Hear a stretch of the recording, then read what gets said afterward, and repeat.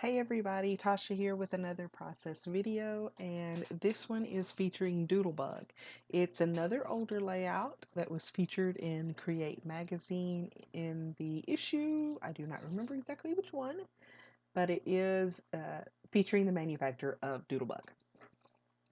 I do not remember every paper collection that I used. I think it was Take Note and maybe Day to Day or Day by Day. Seems like the word day was used twice, but I can't exactly remember. They're older collections. I doubt you would really be able to find them now anyways. So I'm just making this about learning my software so that I can get these videos going again. So you see that background piece there has cuts in it. I knew I wanted to do some silhouette cuts on this, and I still wanted a black rim around the edge to kind of bring in the black silhouette cuts that I wanted to do. So I just cut it out of the middle of the black so that I could mat all of my layers on top of that. Saves a sheet of paper, and it worked just fine. I'm inking everything with the edges of a marker there, and I would like to say there's some profound reason for doing so. There's not. I was far too lazy to get up and find my black soot distress ink. That's all it was. So now you're seeing one of the pieces that was cut out of the background. It's a little roller coaster there. And I don't remember the file ID number. If I remember to look it up, I'll put it in the description box below.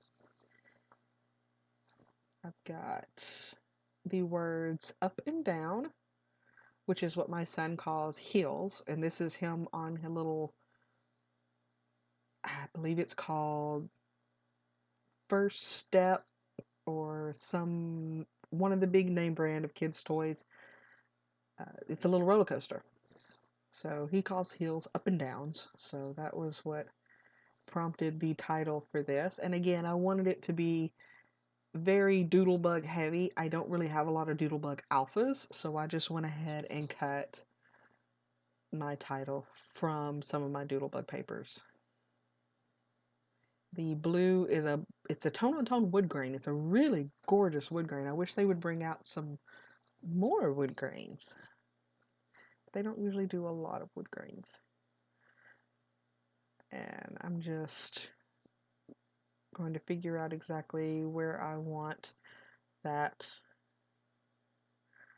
piece to go. There's really not a lot of place. It's not the most delicate die cut there is, but it's also, I didn't want to trust it. Trying to just use that as my main, just use the backer pieces as where my adhesive went. So that's where I'm trying my best to figure out how to get it on that photo, and I fiddle and fiddle. In the end, it would not have mattered. Wherever it ended up, it would have been okay. Now, it was a little too low at the beginning, but now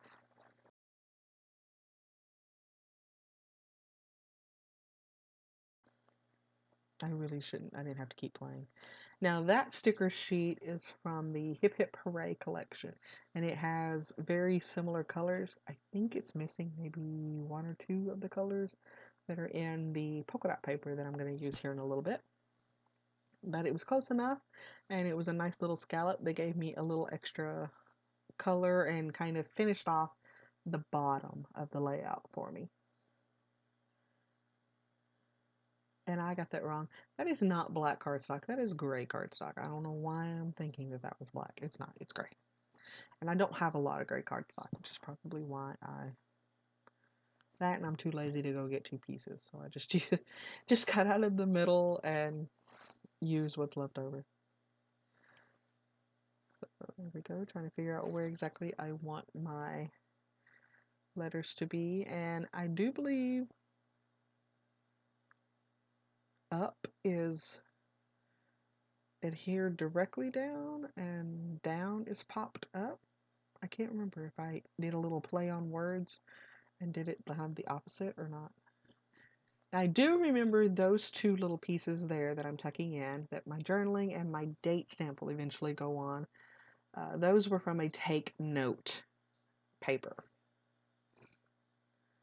And so I'm actually going to handwrite my journaling, which is something I don't do, and you saw me hesitate. I'm not big on hand journaling. I don't really like my handwriting. I'm sure quite a few other people feel the same way, which is why there is computer generated journaling so prevalent. But in the end, it looked okay. And I do want my son to have these pieces of my handwriting, just not a lot of them. So I'm using a date stamp here. That is an Amy Tan date stamp. And if you see my hand, my left hand, I've actually got the date written on my hand because I got up at one point to get something and I'm like, let me look up that date. And I didn't take a piece of paper, so I just wrote it on my hand there. I do that a lot. I'm trying to just figure out where exactly I want that little journaling card and the little card, the date stamp. There's really not a reason why I picked two of them other than I just wanted a little extra color up there. Because overall, this is a very simple layout for me. So I was just trying to figure out what things I could do to bring in just little extra touches of color here and there. And Doodlebug, you know, they are great for bright, happy colors. So, and they use the same color palette a lot throughout their collections. They have kind of their core colors that they bring out again and again, which makes it very easy to mix and match paper lines. So this paper I have in my hand, I really like. I love that paper, as a matter of fact, but that white is just a little too much white. There's not enough pattern there for me, so I decided to go with this polka dot, which is gorgeous. I love this rainbow polka dot, and that's probably why I only cut like the smallest piece I could. I want to make that polka dot last. It's so pretty. Just a really gorgeous rainbow. And I'm toying with the idea of just leaving it in a strip across. Like, no, I don't want it to be that wide. So in the end, I cut off some of the extra pink. I am not a pink kind of girl, so I don't use a ton of pink. And I'm going to decide to do banner ends. Now, I am horrible at cutting banner ends. I have tried punches and I get them off centered. I have tried other things, I get them off centered. I've done the cut to the middle and in from the sides. Excuse me, and I don't do a very good job. So this is my solution for me cutting banners. I have sets of banner dies from my favorite things that I do a little partial die cutting.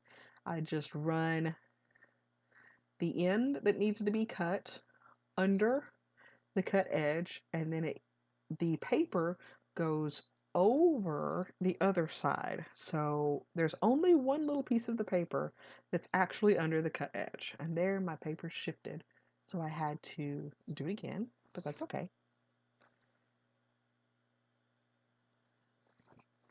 So I've got my piece with the banner ends, and I'm going to take this scallop sticker that's striped and use the marker on those edges. Now I do like to use marker on sticker edges because as you see, I could get into those little tiny areas, but the rest of it really, there was just, I should have used my distress ink and I just didn't get up to get it.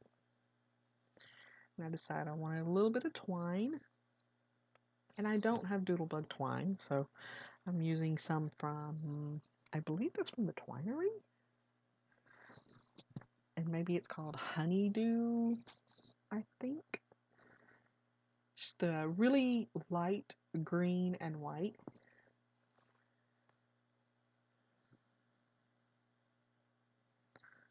And I'm taking forever to do this. I have no idea why. But I'm going to wrap it around where those banner ends are cut. So it kind of gives me the perfect little place to nestle in some twine. And I don't use my twine enough. I need to bring it out more. This is a nice little way to use a lot because I wrapped it around a few times.